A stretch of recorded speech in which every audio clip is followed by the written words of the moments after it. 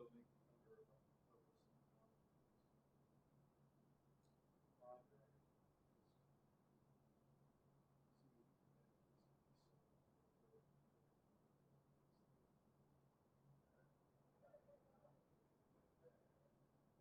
We should be some kind of mechanism. Happy now. All right, Tom.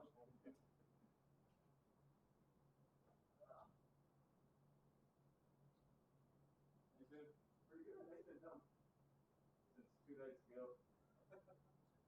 Where were you when everything went 2 down? nights ago? I thought that was like 3 years ago. What did it? It was Monday night, right? I saw you. Yeah. Were you there when everything went nuts? Yeah, I wasn't on the air though. Oh man, bummer. Why was that? What's that? Why weren't you on the air? They had the night type cruise and we were on our way out. This is between 1 5. Got a pepperball though. Do you guys get security? That's a sort of subject. No. I did yesterday after I let loose with some New Jersey Italian Irish fury on You guys get security? I did it today. Yesterday was the first day I had it, and I was like, guys, come on. You've had it since Baltimore. You guys always have it. When we were in Baltimore one day, we were up in North Penn.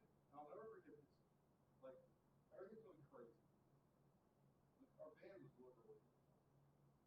And a guy, some old guy, like, he looks like Carol O'Connor from all the things, bangs on my window. He goes, "Are you BJ Forte?" And I go, "No." And he lifts up his shirt, and he's got like 4 guns on his belt. Yes, so when we were, so at first, so Baltimore was the first time that they had security force. Yeah. Several. So that changed. Our guy yesterday was on. Well, DC, it's against the law to be armed at protest. You your license. Well, he was not. Well, that's not bad. Let's just say there's some people armed out here that are not supposed to. But my photographer was saying, he goes, "You're an idiot. Next time somebody asks you if you're DJ, yes." And then we saw him walk right across the street. I forget who he was with that day. It might have been Chris. But yeah, it was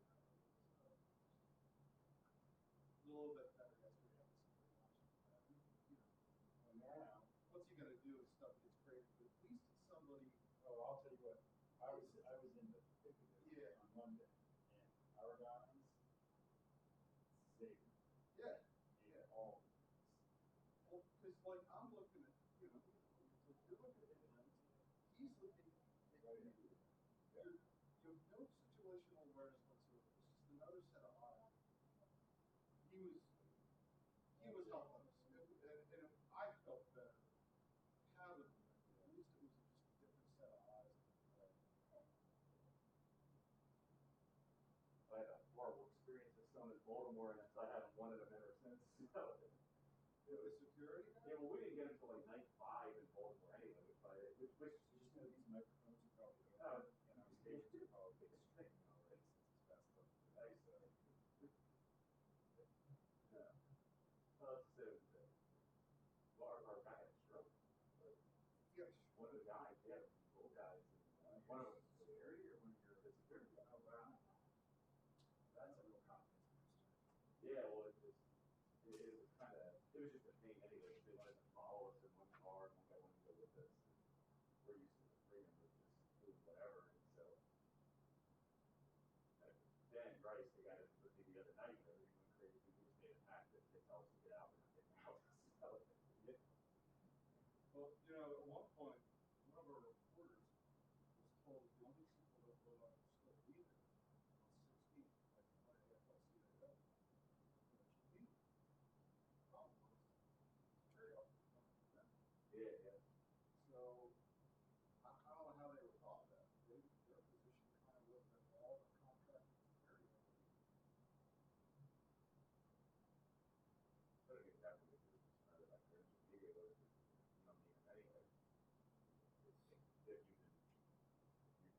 media, you're behind the police line, for that. I love it.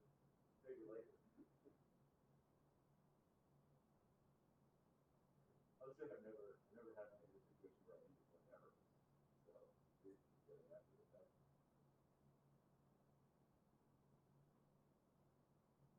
It's just, it's nice to have another set of eyes out there because, there's a lot going on. I guess because my initial experience was bad, I haven't seen it done right. You know what I mean? We had Pinkerton guys who were merchants, they were the best. Oh my, I am still in touch with those guys. They just were wonderful people and like top notch. I think Cleveland was a little scary because Cleveland was an open carrot city. The guys are showing up with like AR-15s, nothing happened. There were no incidents. It was loud and raucous, but completely peaceful. But again, like you have pro-Trump supporters there, you have the anti-Trump supporters there, even Nixon was retarded. It's a situation. You're right.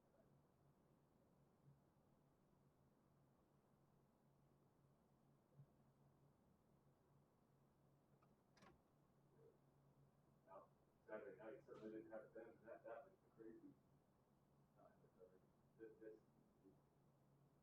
What do you think we were Saturday night? I think cover Sunday. I watched our they brought in other reporters. It's not Kevin Lewis was up in my neighborhood. Oh, this was Sunday night. Sunday or Monday.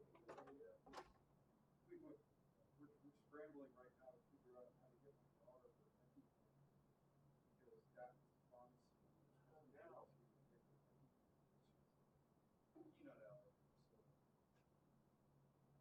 But hopefully another pharmacy. Yeah. Yes, I don't know which mix. I think they were about equal, weren't they? Yeah, I was sorry. Saturday was awful. I couldn't get into Georgetown last night when I was leaving. When I was leaving the White House, I tried to drive up Pennsylvania into M Street, and they had, where that gas station used to be on the triangle? They tore down across from Four Seasons. Yeah, yeah. They had like Humvees and police cars that couldn't even get into this.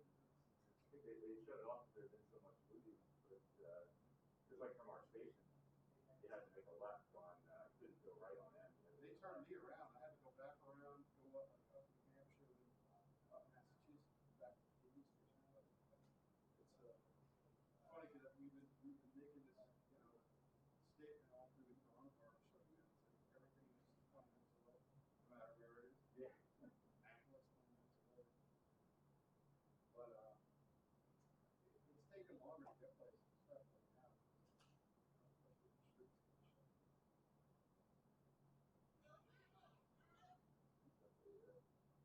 Complicated things. Thankfully, I didn't try to go back that way to the station a lot of times. How'd you get back? I just took what I do last night. I wanted to go by the. I came a longer way today. I went down Rock Creek to Independence because I wanted to see the Lincoln Memorial. Martha Raddatz had last night.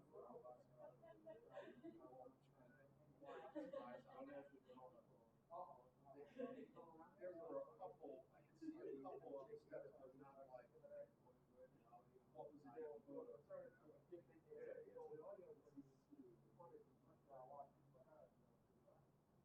The hell of a photograph.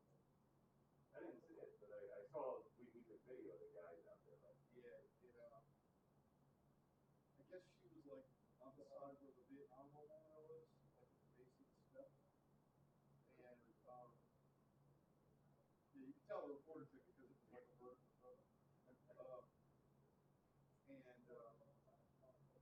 It's just every level of the steps had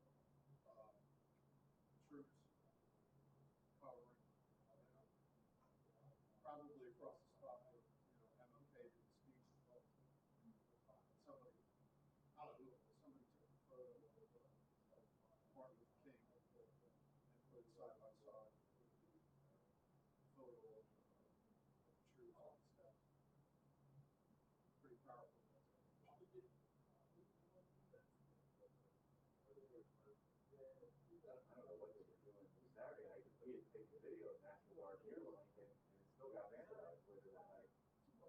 Yeah. It's funny, I was thinking, you remember that crazy lady who was going around town? Green paint. Yes. China, right? Wasn't she from China? Yes. Yes. And I think she tagged the Lincoln Memorial, and she got National Cathedral or Church. No, it was a church in Lutheran. Thomas Circle. Yes. And then it was another monument right across from the Smithsonian, merry-go-round. Right. It was poop. The church just appeared like her feces all over the place. Was that true? Yeah, that's right, yeah. But I didn't remember that part. I remember the green paint. It was horrible. That's a detail. Yeah, I remember the green paint. I remember that. Basically, poop was mixed with the green thing. Oh, that's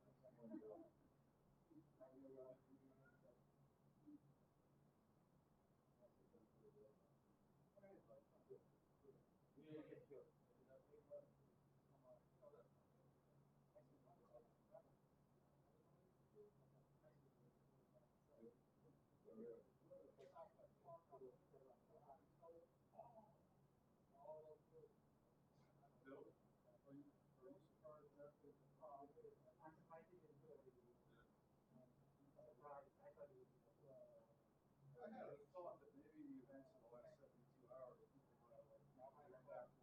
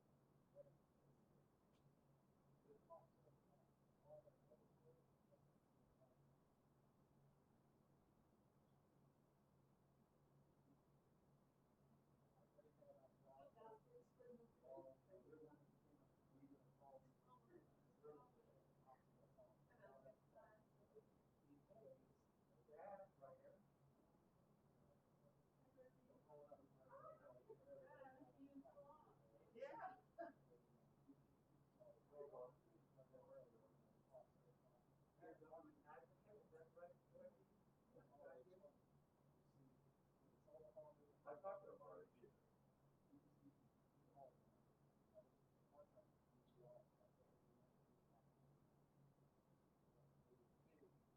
Yeah, he told me already.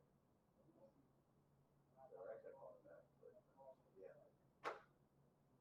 So, all right, I'm putting on the mayor's thing. All right, thanks, Paul.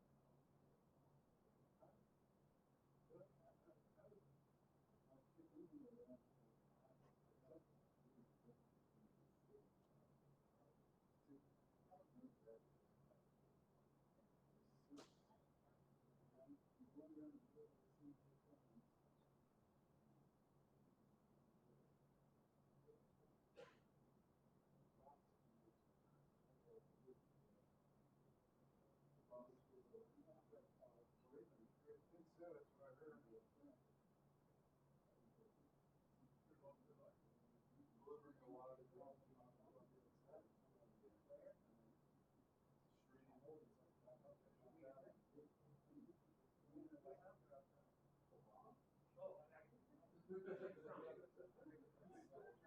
I'm sure a lot of people would like it the other way. Oh, I was just the radio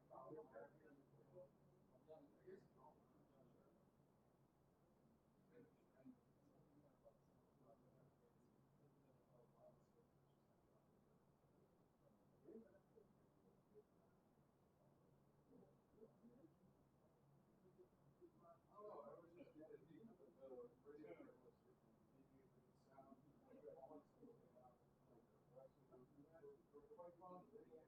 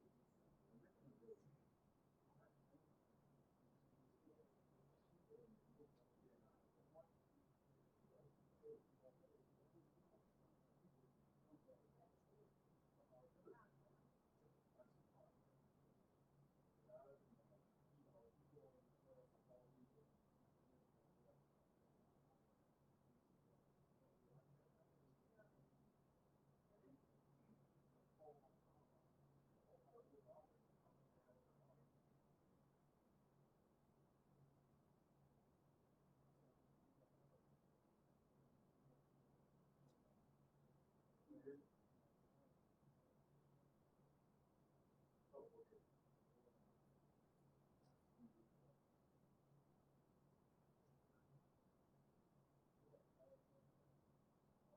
Well, you know, and the last, it's easy to understand. I tried to get rid of it. I said, what can I do? That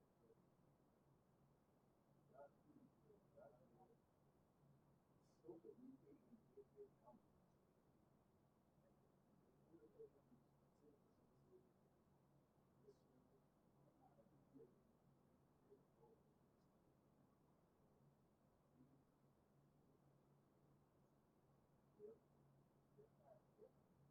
And I'm sitting there.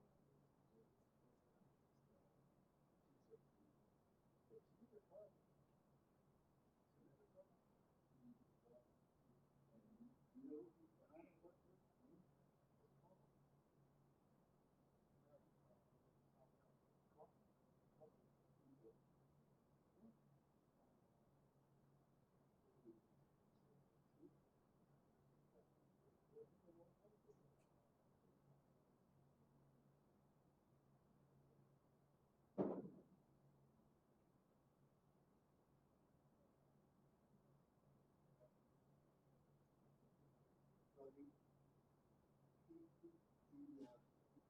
So under the whole rule that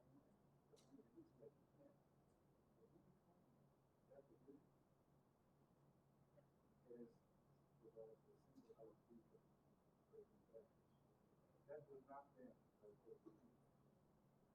So that was not them.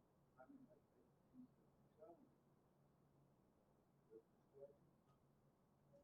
You would sit and see that you could get but after the table, you would see it. You're not going to see the house feature. But that shows you a lot of it. That's a miserable truth. I was up there. I was minister. He had it. He was pretty sure the same thing. More fight.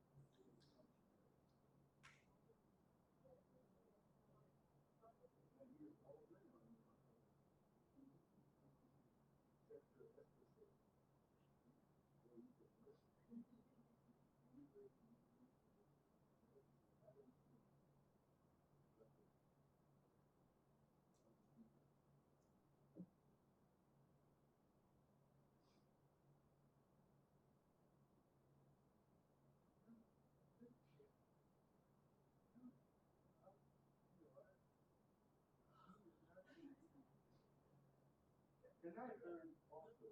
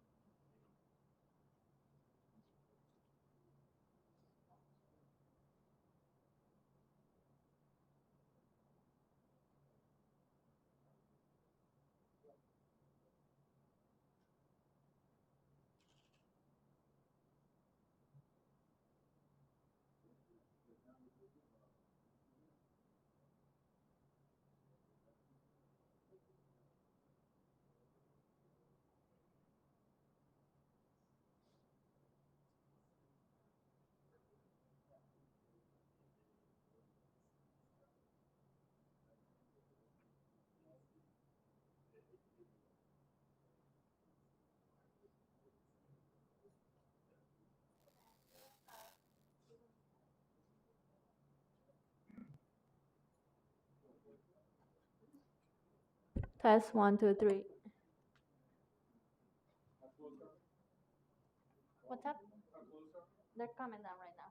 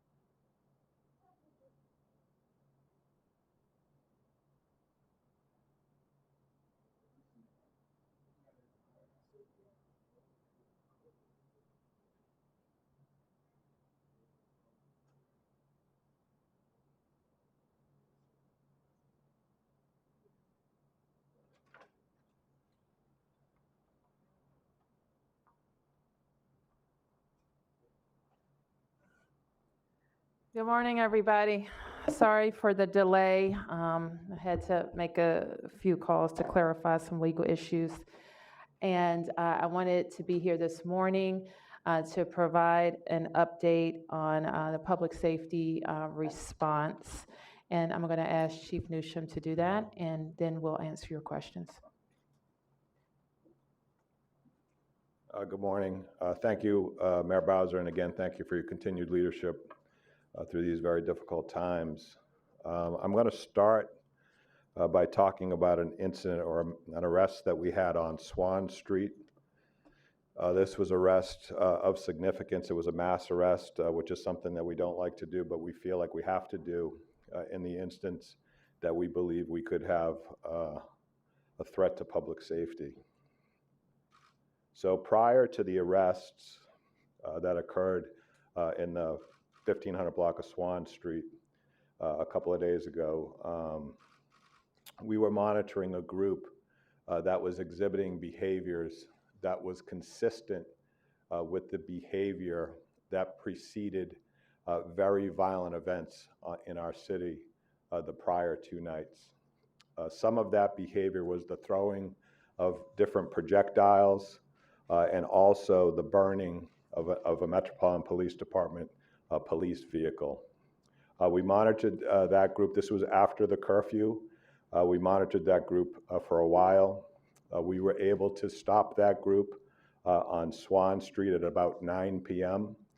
And as you remember, the curfew was for 7 o'clock that evening.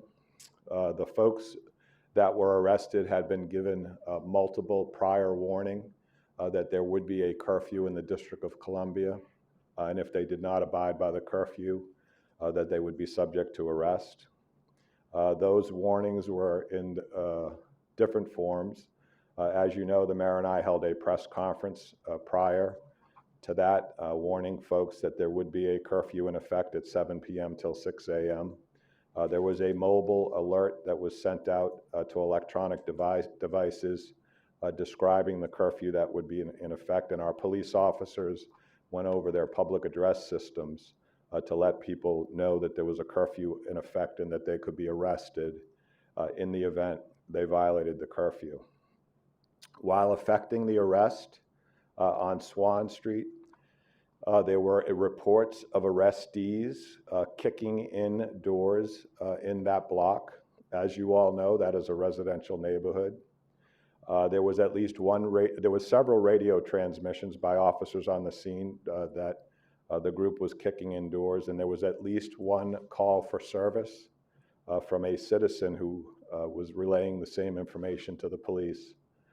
Believing that there were burglaries occurring and that residences were being entered, the police did deploy pepper spray. The specifics of that pepper spray deployment will be investigated very thoroughly by our Internal Affairs Bureau, as is each use of force by members of the Metropolitan Police Department.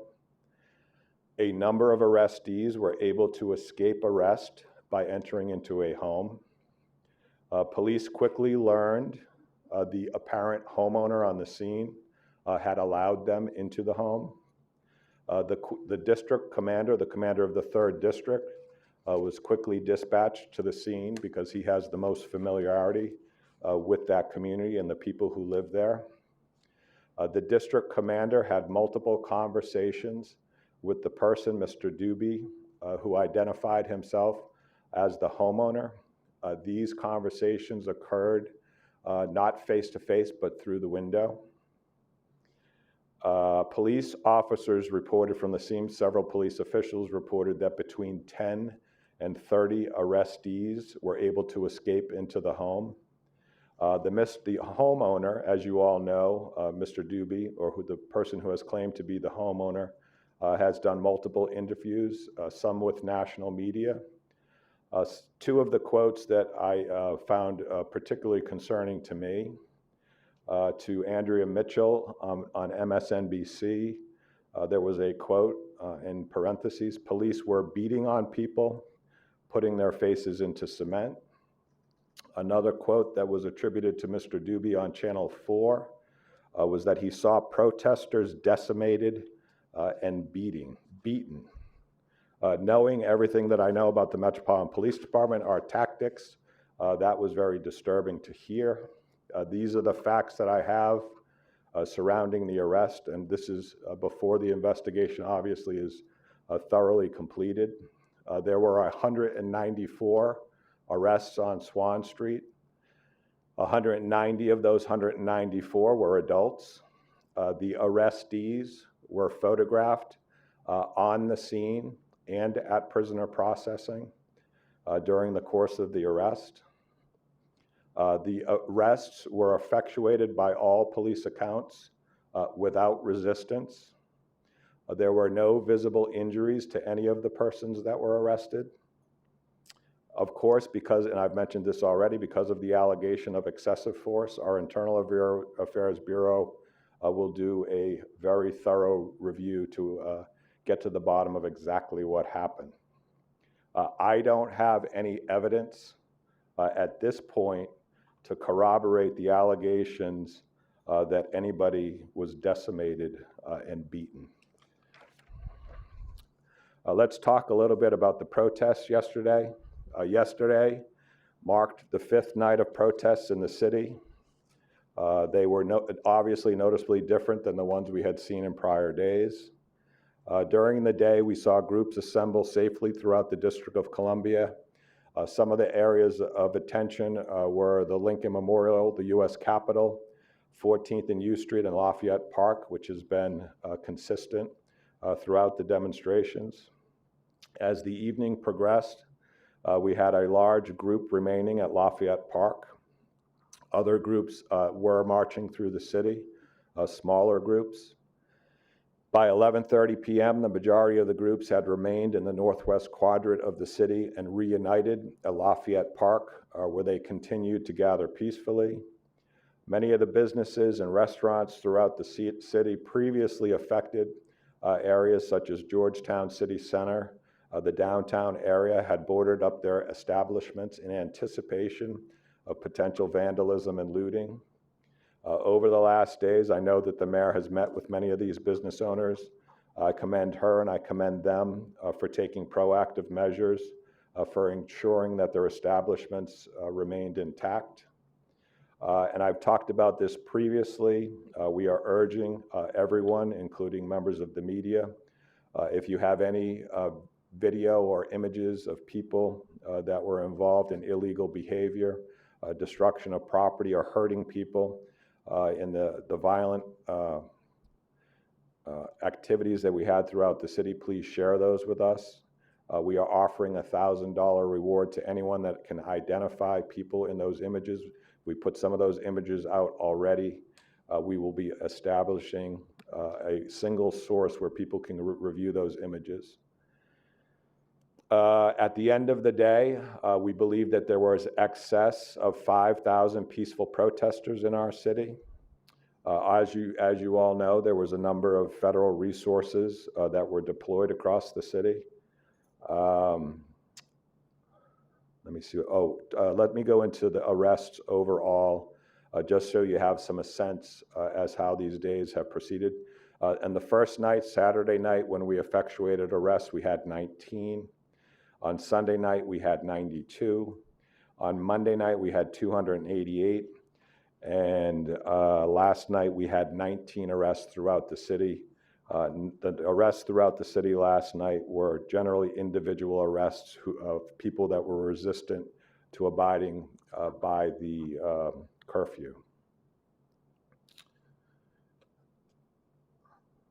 What else do you all want to know? Okay, the persons that were arrested have home addresses. This is the overall numbers, 41% from Washington, D.C., or some association with the District of Columbia.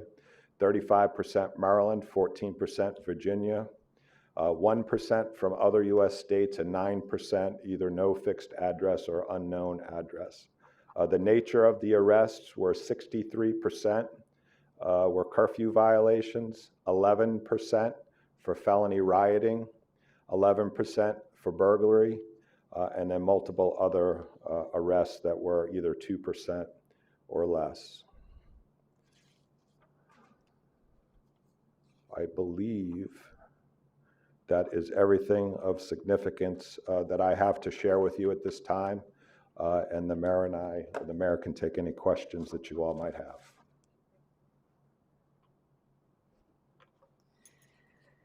I do want to say one additional thing, that the public safety recommendation has been that we adjust our curfew, and tonight, and we will get out the details of this, the curfew hours will be from 11 p.m. to 6 a.m.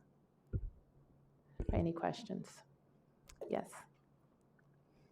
Mayor, anybody who's gone around the city has seen an increased presence of military forces here. There has been some reporting that the district and the federal government have had a disagreement over the proper role of the oversight of the police department over these troops coming in here. Could you tell us what is the relationship right now between the district and the federal government over who is in charge of these streets, where these troops are coming from, and what we could see here if the president follows through on his promise? Well, let me be very clear that the Metropolitan Police Department reports to the mayor of the District of Columbia. There has been some discussion about what the Home Rule Charter would allow the president to do in the case of an emergency for federal purposes. The president has not attempted to make that a reality. So let me just be clear about that. Peter Newsham and the 4,000 Men Amendment of the Metropolitan Police Department report to me. We are, how shall I say, we are examining every legal question about the president's authority to send troops, even National Guard, to the District of Columbia, and if he has to make any other legal steps to do that. Another way to put it is, and this was part of my discussion with Attorney General Racine this morning, is does the president have the legal authority to request guard from other states? I have the authority to request guard from other states. I have not requested guard from any state. Yes. Chief Newsom said federal partners were present here.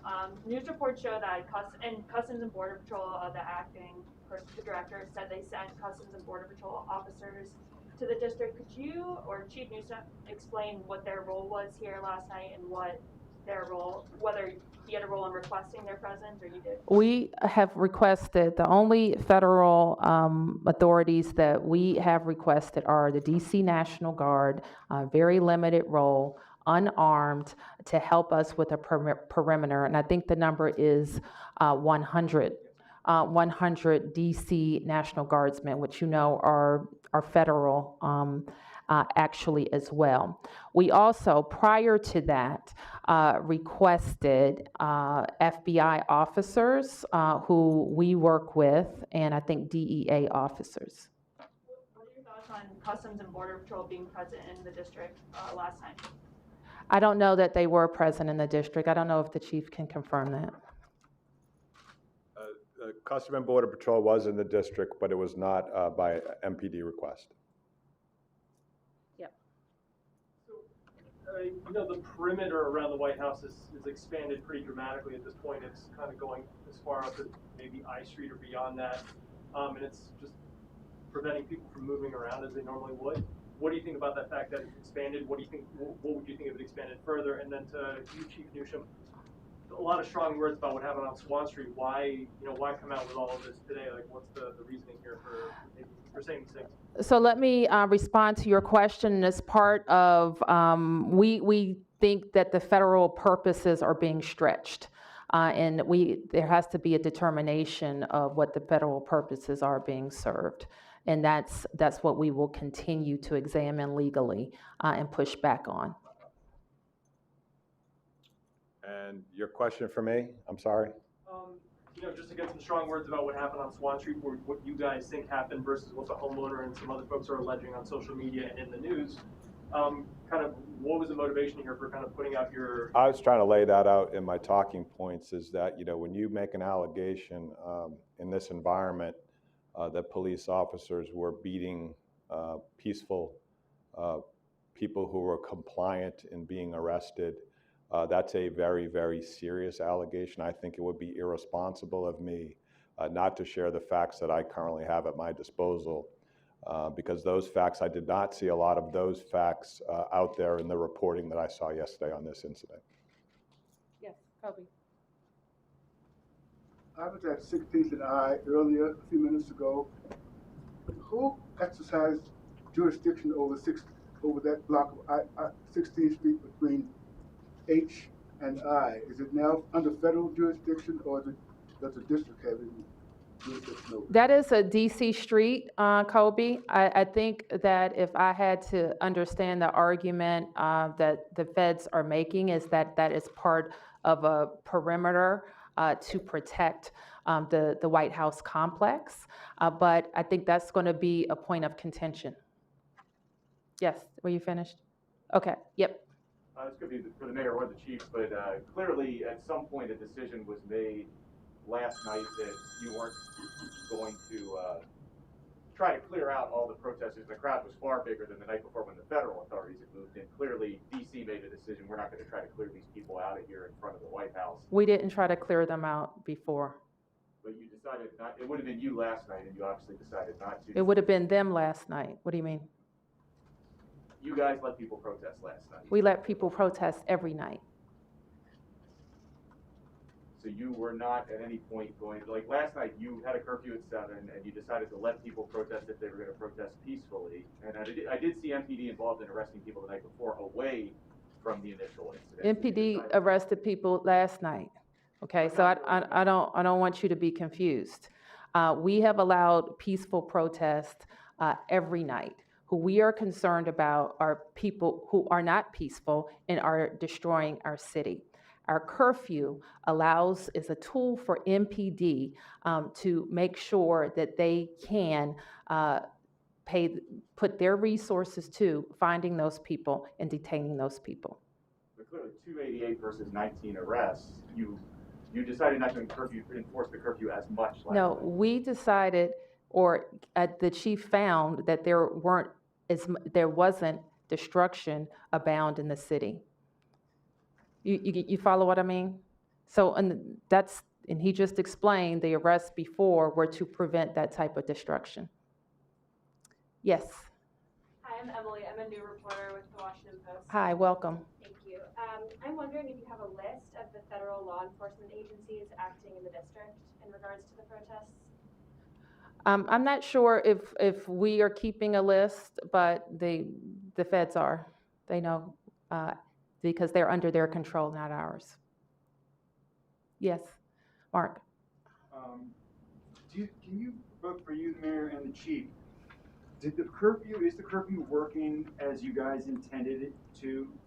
And is there evidence of that? What would you point to if you think it worked? So I would say this, and I think the mayor said it very well, is that the curfew gives the police the ability to stop the violence that we saw 2 nights during the course of this event, the significant violence that we saw, and the way that we utilize this tool as we watch groups.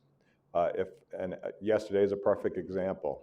If you have large groups that are clearly peacefully protesting, and they are not exhibiting behaviors that we believe have led to the violence that we saw in the city, those groups are going to be allowed to peacefully protest, because that's kind of the heart of what we do here in Washington, D.C., is we allow for peaceful protests. If there are indicators within a group that we believe may rise or increase in volatility, for example, the group that went up and was arrested on Swan Street, where projectiles were being thrown and cars were being burned, then I think it's our responsibility to ensure that that group's behavior is stopped, to prevent the volatility that we saw in our city. So it's not a perfect system, but it is I believe that it was very effective in ramping down the level of violence. If you look at the arrests, tell the story, you go 19, 92, 288, and 19, and I'm hoping that tonight, today, the demonstrations that have already began to gather in the city, that tomorrow will be 0 arrests, and 0 arrests will continue for the rest of this event. Chief, can I just follow up on Mr. Dewey? Do you believe that he harbored criminals in his home the other night? You know, you could get into that technicality, and you talk about one of the police departments, the police department that I'm most proud of is ours. The level of judgment and restraint that our police showed when you had people running into a home where they had some belief it could have been a very serious felony of breaking into someone's home. For the police officers to use that judgment of not even to go into that home, because the offense at the end of the day, violating the curfew, is not a violent offense. It is, some would say, not a serious offense. And for the police not to enter that home and exacerbate that situation, I think it's something at the end of the day that we will look back on and be proud of our agency for doing. Did you want to ask me or the mayor? Just a quick continuation on that. Were you able to make arrests of everybody who was in that house? We didn't arrest anybody in the house. The individuals that you were seeking, were you able to arrest? How did that interrupt the arrest you needed to make him harbor? It didn't interrupt anything. And the numbers, I think, are in dispute as to how many people actually ran in there. So my police officials told me somewhere between 10 and 30. So it's probably, my sense, it's somewhere in between those two numbers. We've heard larger numbers, but people who could have been arrested for curfew, who had violated the law in the District of Columbia, were welcomed into somebody's home, and your police department exercised the sound judgment of using their discretion and not trying to make an arrest or an arrest for harboring whatever those technical arrests could be. Those didn't occur. So it did not negatively impact our operation. Pardon me, Chairman, I'm just a little confused. Are these individuals who had violated curfew, or are these individuals who are responsible for the burglaries, the kicking in the doors? No, these were curfew violators. They potentially could have been involved in other behaviors, the burning of the car. Some of those people could have been involved in that, but I don't have anything right now to suggest that that's the case. I just wanted to make that clear. And Okay. why not just continue the curfew you had yesterday? I think that the protesters, and this is the mayor's decision. I don't know if you want me to answer this. I can. The conversation I had with the mayor is the largest group of protesters that we've seen to this point have been doing a little bit of self-policing. I think there was one indication of a sign that was pulled down, a street sign that was pulled down, and this person who pulled the street sign down was amongst a large group of peaceful demonstrators, and the peaceful demonstrators actually were yelling at this guy for, "What are you doing? This is a peaceful protest." So I think that the behavior of the protesters suggest that we should push the curfew back. We anticipate peaceful protests, but I think you also have to, out of abundance of caution, consider that our bad actors in the city over the two most violent events that we had occurred after dark. So hopefully, like I said, when we come in here, and if we have to come in here, and we probably will, the number of arrests will be zero. Doesn't that make your job harder though, if you're pushing it back later on in the night? No, I don't think in this instance it does. I think that it was a sound, reasonable decision to go to 11 o'clock. Chief, can I just follow up on the Swan Street compared to what happened outside MPD headquarters? I believe you said there was an equally, if not larger, crowd outside MPD headquarters that same night, and you deployed munitions. We did. There. Were there arrests outside MPD that night? There probably were some individual arrests. That was the last group that remained in the city. They were exhibiting the same behaviors that we thought could lead to violence in our city. At that time, munitions were deployed to disperse that group, and thankfully they were able to disperse. I guess my question is, why not the mass arrest outside MPD if you had the same type of behavior as Swan Street? Swan Street saw 200 arrests. If we could have operationally executed a mass arrest there, we would have. There's a lot of challenges, which I'm not going to go into, in executing that type of an arrest. But that was not something I believe we could have successfully done. Martin? Last quick on Swan Street. Chief Newsham, obviously, I'm guessing all the officers here on the scene had body cameras. I think you mentioned the other day that they did, and you guys will review that footage. Will that footage be made available to the public and the press anytime soon so we can review it? As you know, there's a process for requesting body-worn camera footage. You make that request, and we'll make a determination as to whether or not it can be released. As of right now, because there's an ongoing investigation, you probably will have to wait until that investigation is completed. I don't have any issue with having transparency about what happened there. In addition to body-worn cameras, I would assume that many of the homes have private cameras, and I know for sure that there was media on the scene. And actually, if you look at the media footage of the arrest, it was consistent with the way that I described it. We did not have resistance by the people that were being arrested, and the scene appeared to me, from what I saw in the media, to be very well in control and calm. Okay. Dorothy? When you finish answering questions on the demonstration, I would like to ask you a couple of questions about yesterday's election. Okay. Okay. Any other questions on demonstrations? Sophie? I just want to follow up now that you know that Customs and Border Patrol were in the district. What's your opinion on their presence here? We are comfortable with the agents that we mention and have great familiarity with working with, and they include many members that we work with on demonstrations all the time, and I would add to that the FBI and the DEA. And I can't really say more about the other agencies and about who's directing them. I think that's what we should all be concerned about, who's giving the orders. And if they are going, the thing for us to be concerned about is who's giving the orders. So is there coordination between your administration and people giving orders to Customs and Border Patrol, or are they? We are not giving orders to federal police of any sort.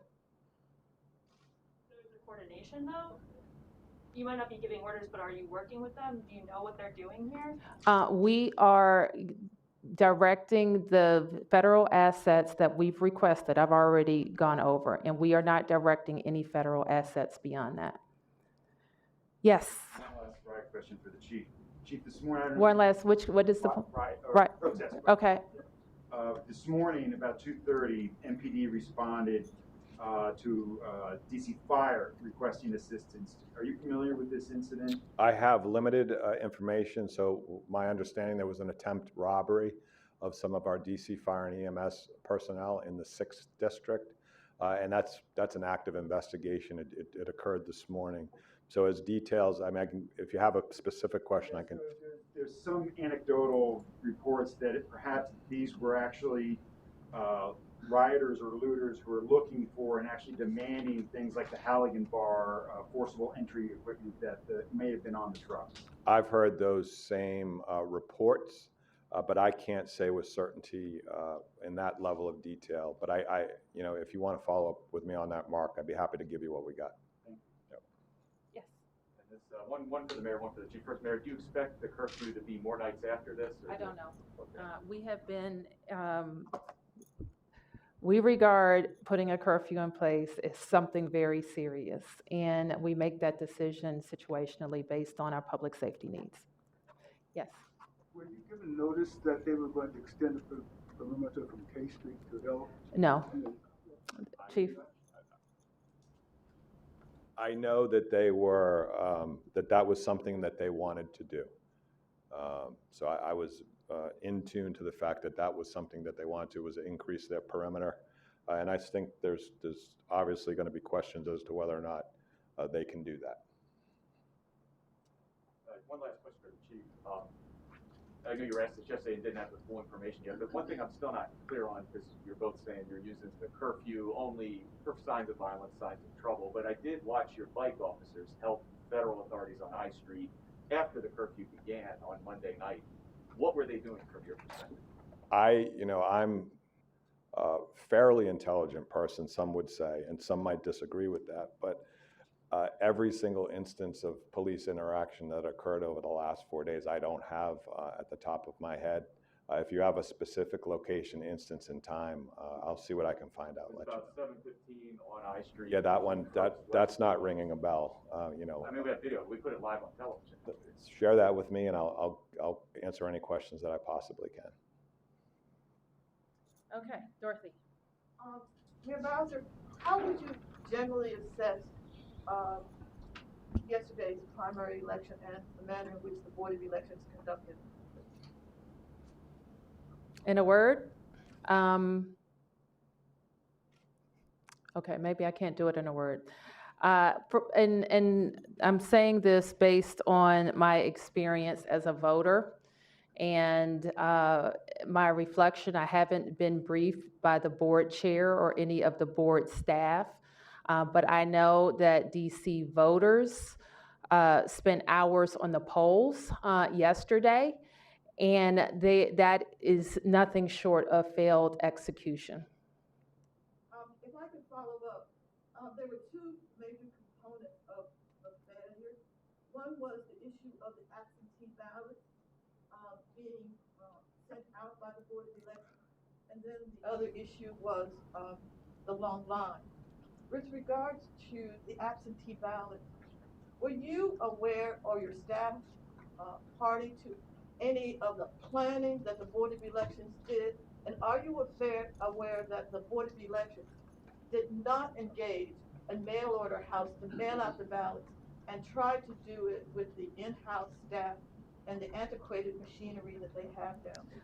Well, I can tell you this, and we have allowed the chairman of the Board of Elections to present the board's plans at our press conferences, I think on at least 2 occasions. I believe the council invited the board chair to also make a presentation on his plans to the council members. And keep in mind that this is an independent body. The mayor, the executive, does not run elections in the district, and we have an independent board chair so that there's no political influence on the conduct of elections. So keeping that in mind, we offered assistance to the board on a number of occasions as it relates to the physical buildings, for example, and I assigned our DGS to work with them.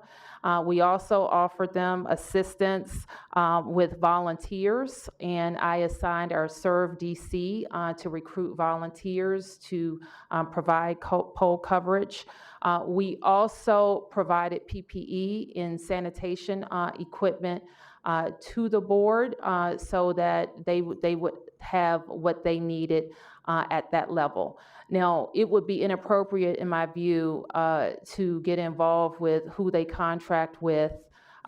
Could we? I think we did make them the offer at one point when I first heard that people were saying they weren't getting their ballots. For some, we could recruit more volunteers to help if they needed help with that. So that's a long answer to your question. And no, I don't know about who handled what vendors they used.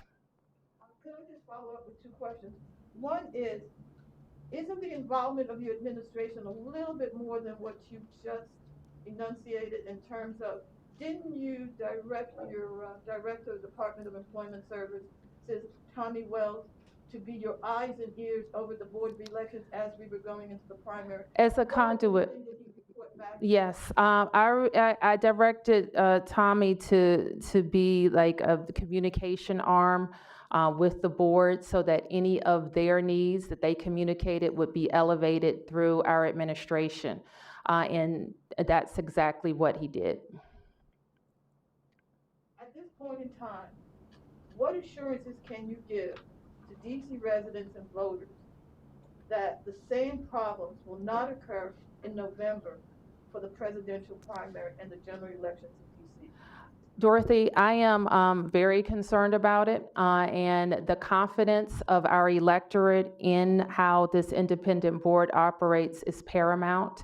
And I want to make sure I'm doing what's legally appropriate and getting a download from the board chair about exactly what happened and exactly what the plan is to fix it. And I can assure DC voters that we will have the appropriate action plan from the board and understand that from our level, and I expect that the council would require the same thing. Can I just follow up? If you get a download from the board and the senior staff of the Board of Elections and you find it wanted, are you prepared to ask for some resignations? I could not tolerate continued failed leadership or execution, so I need to know more. Coronavirus. Yes. We spoke Monday about your concerns and Dr. Nesbitt's concerns about another spike given what's gone on in the city the last few days. Clearly the police officers here have had a lot of close contact with people. Have there been any, if you had time, I don't know, any talks about maybe planning for what were to happen should we see a spike amongst police officers when we are in this time period right now of their critical need on the streets and defending the district? And have there been any new conversations with Dr. Nesbitt regarding what we could be seeing here over the next couple of weeks?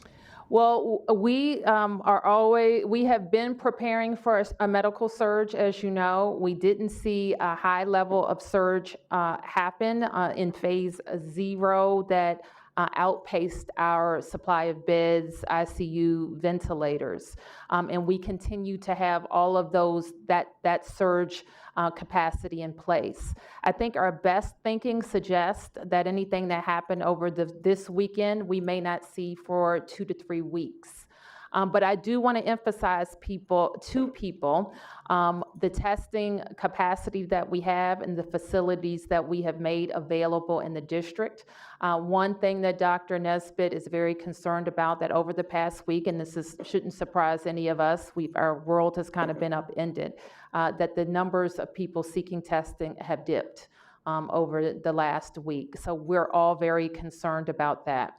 I do want to emphasize that we made a new site available in downtown. We've had, I think, at least a couple of hundred people go through that site in 2 days of operation. So that site is available. And I'm not sure that we've discussed this yet, but because we've been working out the kinks, but we are going to make testing available across the city as well at a number of fire stations. 2 have operated so far that are serving largely people in the neighborhood, but when we have a map and a rollout plan for the and I know you're going to ask me which ones, and I don't know it off the top of my head. Maybe somebody else does. But I think we've operated 2 so far, and we've trained our fire and EMS personnel to do the sampling, and so we're going to make more sites available. Part of reopening, and this is, none of us expected that we would have large protest activity on the day after our stay-at-home order was lifted, but part of reopening is the expectation that more people are going to get tested and need to be tested. And so we are continuing to work on making those tests more widely spread across the city. Yes? Can I just follow up on COVID? And I know you've been very busy with other Yep. things. Do you have any idea when you might be able to tell us the metrics for getting to phase 2? I expect, Mark, that we'll be able to focus on that this week. And then, have you already determined, has Dr. Nesbitt determined those metrics already? Or I'm sure that Dr. and her team, believe me, they're looking at all of the data each and every day. She's not made any recommendations to me at this point, not because she's not ready, I'm sure, but because we've been here. But we are, I'm quite sure we'll get to it this week. And then could I go back to the elections and just ask any reaction to, it looks like, well, almost definitely former Councilmember Jack Evans will not be returning to the council. And it looks like Brandon Todd may not return to the council. Just your reaction to those 2 races. Well, what I'll say is this: people were voting, and the voters have spoken. And all of us who are in this business know that when the voters speak, we have to listen and work with the people that they send down here to City Hall to do their business. I guess sounds like, I don't know if the Ward 2 race is still too close to be called, and certainly I know that there are ballots to be counted. I would also agree that it looks like we have a new Democratic nominee in Ward 4, and I know Brandon Todd very well. I know the great work that he's done in Ward 4. He should be very proud of his service. And I know that he will be able to hand off the progress that he's led to the next council member. Yes. What is your reaction to calls to decrease funding for the police department? Decrease funding for the police department? You have my budget, and my budget invests in making sure that we have the officers around the city that we need to keep DC residents safe. The deputy mayor could talk more specifically about those investments. I think if you look at many cities, including DC's, and you talk to the police chief, it just takes one officer to carry out a bad act. What matters is recruitment, training, and accountability. One of those elements among the many that go into a good police force is recruiting locally. So in the budget, one of the investments we do make is expanding our cadet program, which lets MPD continue to have high school graduates come out of high school and enter the academy after 2 years at UDC. So that's one element in the budget. And rather than look at budget numbers, I think the discussion should be around recruitment, training, accountability, policies, and practices. Yes. One more question about the protest, sorry to bring it back there. What was your response and the police chief's response to the low-flying helicopters in the district, and do you know which agency deployed them? I think we've discussed this. I'm going to ask the chief to talk about that. I can tell you that we think that it was a potentially very dangerous scare tactic. that was meant to intimidate DC residents, and it was wholly inappropriate in an urban setting.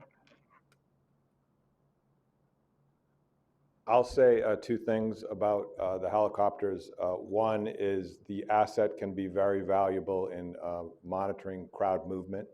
Low-flying helicopters was unhelpful, and I've expressed that. And you asked what agency? It was a federal resource. Just a quick question, one more about the events of Monday night. Do you believe what the Park Police has laid out as saying there were credible threats against police as the inspiration for clearing Lafayette Park in the area in front of St. John's Episcopal? Do I believe that? Yeah. I know throughout the days preceding that and on Monday, there were projectiles being thrown at law enforcement officers down in that area. And I do know that there were attempts to breach the perimeter down in that area. I was not on the ground at that time when they made the decision to move the president. That was a federal decision. That's my understanding exclusively within the responsibility of the Secret Service to move the President of the United States anywhere in the country or the world for that matter. The Park Police has also said that the primary reason for doing all of that was to put up a fence around Lafayette Park. Do you find that to be the intent as well in your estimation and opinion of what took place on Monday night? I'm losing you a little bit as to what we're talking about. The fencing didn't happen till well after the movement of the president. So what's the question? Have you seen the Park Police statement? Do you believe that to be factual? I have not seen a Park Police statement on this. Just kind of circling back to what Tom said, given all the protests and the fact that this is still a pandemic, are you encouraging folks who are protesting to go get tested? Could they call the citywide hotline, go to the free testing sites, and get tested just by virtue of the fact that they were surrounded by lots of people for long periods of time? I think that they need to call the testing site, and they should get tested if they were exposed or have reason to think that they need to be tested. Thank you, everyone. Thank you. Thank you. Thank you, guys. Yeah,